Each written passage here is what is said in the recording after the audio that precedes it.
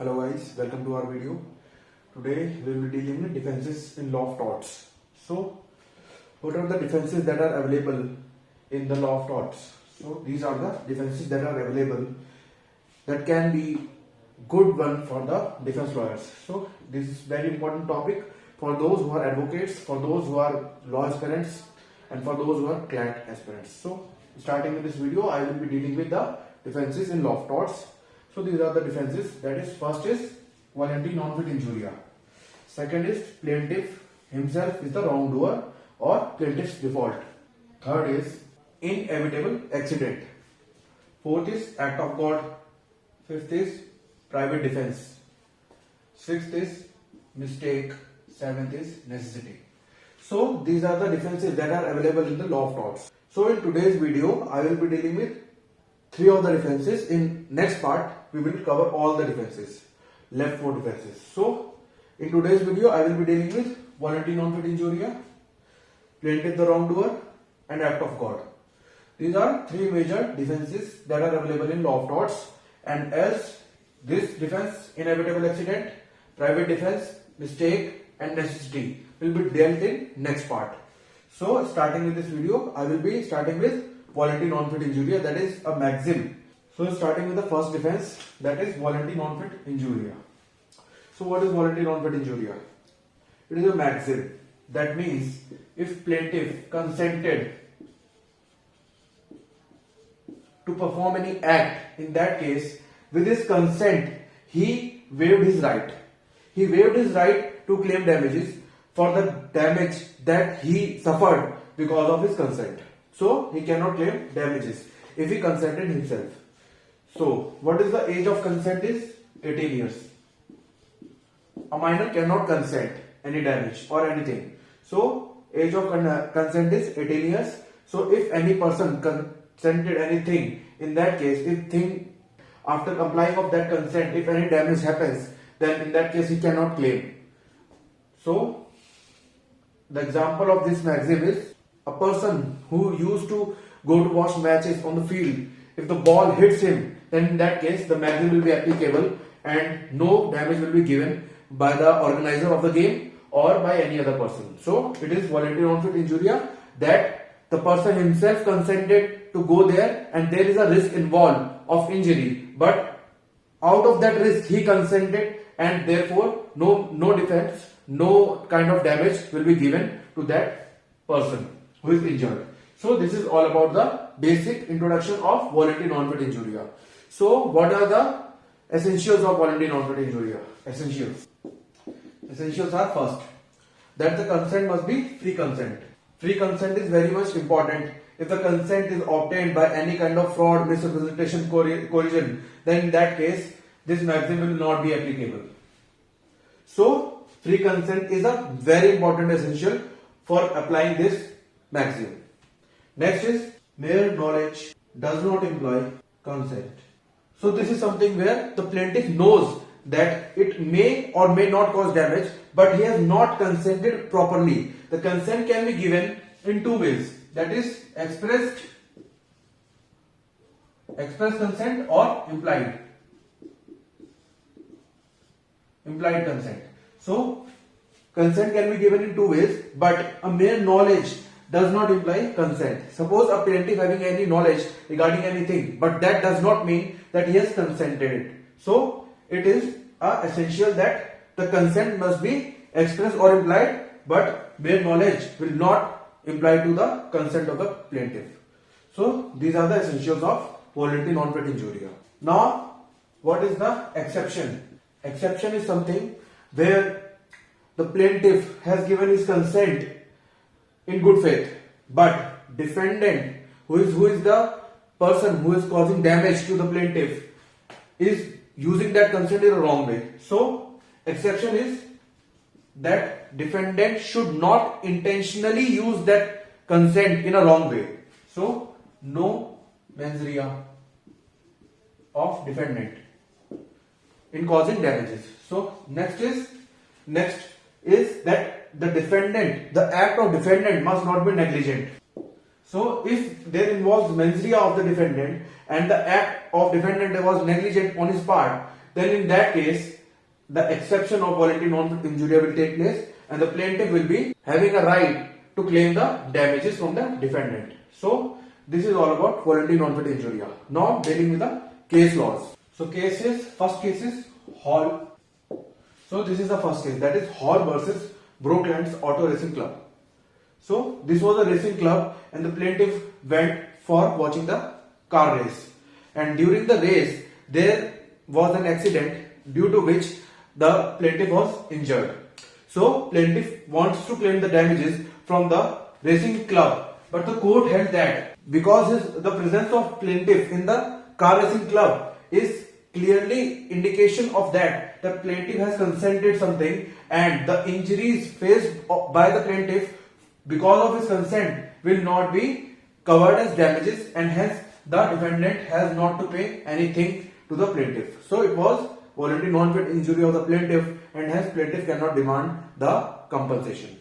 Next case is R versus Williams. Here Williams was held liable for rape because he obtained the consent by frauding the girl who was his student, and he obtained the consent by saying that the process is a surgical process and will improve the quality of sound that is produced by the throat of the student. So, being a musical teacher, she believed that and she consented on the fraud information given by the musical teacher. So, this was the second case. Now, starting with second defense that is available in law of torts is plaintiff's default. Plaintiff's default. So, a plaintiff cannot claim damages where he himself is indulged in some kind of default. So, this defense can be explained by a simple example. Suppose A instigates any person B to drive a car and drive a car at overspeeding limit, and B is also underage, that is minor. But B knows that this condition and this condition is itself a wrong. So, if B drives a car that overspeeds and because he is underaged and if he suffers any damage, then in that case he cannot claim from any other person. So, this is plaintiff's default. Another example is, suppose A is having a dog in his premises and the dog left the premises and consumes the meat that is outside, and that meat is poisonous. And the place where the meat was found was the place belonging to B. So here A cannot claim damages from B because he is also on the part of default and cannot claim damages from B. So these are two examples where plaintiff's default is there and hence the plaintiff cannot claim damages from any other person. So moving on to the next defense. Now third defense is act of God. Act of God. So what is act of God? You guys must have seen movie OMG. So it is a defense. It is a defense under law of torts. So what is act of God? That is something which have occurred naturally, and the damages are caused because of the nature. So no force of man or artificial force. So this is act of God. In case of act of God, no person can claim damages from any other person. So what are the essentials of act of God? So first is natural forces. Second is extraordinary occurrence. So natural forces, I have explained you earlier also that the forces that are acting in causing the damages must be natural. So that cannot be created by man, and that is because of nature. And what is this? Extraordinary occurrence. It is something that it cannot be controlled. These forces cannot be controlled by any means. So the forces are as strong as they cannot be controlled by any measure or anything to stop them. So this is important and this is important. Essential of the act of God. So what is the case law of the act of God? First case law is Nichols versus Marshland. So what was this case? It was the case where he is plaintiff and he is defendant, and what was the case was the plaintiff constructed an artificial lake. Artificial lake was constructed by defendant. This man constructed artificial lake and collected the water from natural resources. Collected water from natural resources. Collected the water from natural resources. Artificial lake collected the water from natural resources. And because of heavy rainfall, the rainfall was heaviest in the human memory. So heaviest rainfall. So it was the heaviest rainfall in the human memory, because of which the water overflowed from the lake and went to the bridges owned by Nikos. So because of the overflowing water, the bridges were destroyed, and he filed a suit against Marshland to claim the compensation. So here the court held that because the forces here are natural forces and these are extraordinary occurrence, because it cannot be stopped by any kind of human effort. So it is an act of God, and hence no claim will be given to the plaintiff and no liability is on the part of defendant. So moving on to the next case law. So next case is Kallu Lal versus Hemchand. So what was this case? In this case, he is the appellant, not the applicant, he is the appellant. So it was a case of appeal. So in the previous stage, he was the plaintiff and he was the defendant. But because of the decision of the court, he appealed. And what was the appeal was? What was the facts? Let me discuss with you with the facts. So facts were there was a building that collapsed because of rainfall.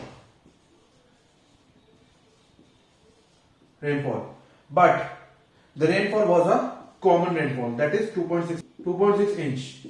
Because of the normal rainfall, the building collapsed, and because of which his child dies. So here Kallu Lal claimed that this is an act of God. But what the court said, that it is a natural force, but it is not extraordinary occurrence. So it is a common rainfall that used to take place, and hence the Kallu Lal was responsible and was held liable to pay the compensation to the defendant. So this was the case of act of God. So hope you like the video, and we will study the left defenses in the part 2 that will be uploaded very soon.